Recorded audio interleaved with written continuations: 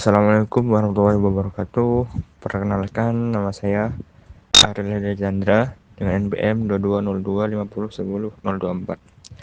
Di sini saya akan menjelaskan tugas EAS teknologi pengendalian das dengan studi kasus banjir bandang yang menimpa Sumatera, terutama Aceh.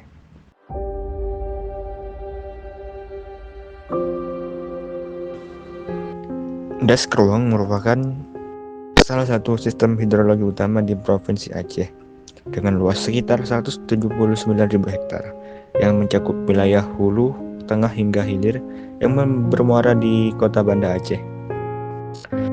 Dalam 5 tahun terakhir, das ini menunjukkan peningkatan kejadian bencana hidrometeorologi seperti banjir bandang, longsor, banjir genangan hingga kekeringan yang ekstrim.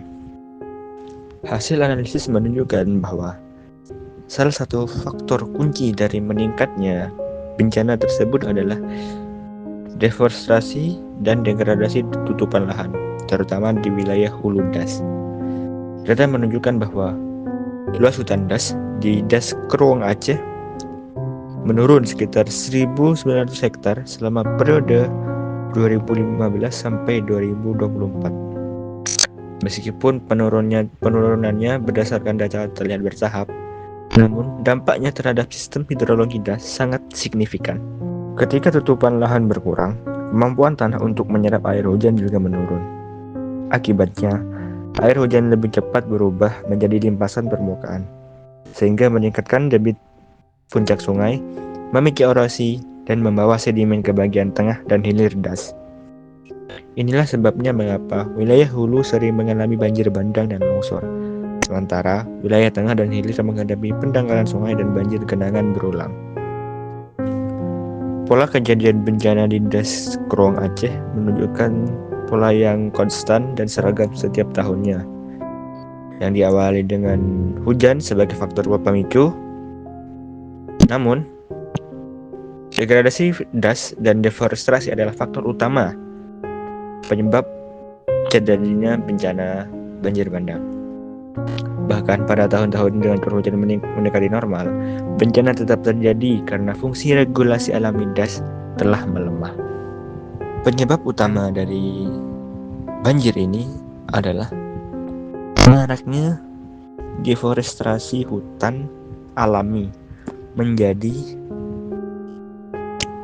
perkebunan seperti kelapa sawit, pemukiman, maupun banyak juga masyarakat yang melakukan illegal logging serta aktivitas tambang ilegal. Akibatnya, ketika terjadi hujan dengan frekuensi dan intensitas yang tinggi,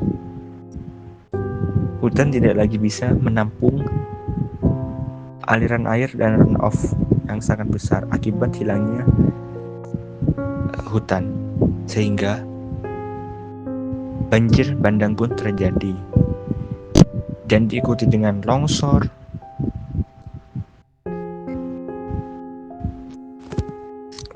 pada bencana banjir bandang yang menimpa Sumatera, terutama Aceh pada periode bulan November-Desember tahun 2025 ini telah memakan korban jiwa sebanyak 146 jiwa meninggal, 186 hingga 224 korban hilang, 4.300 jiwa mengalami luka-luka, dan 2 juta jiwa terdampak.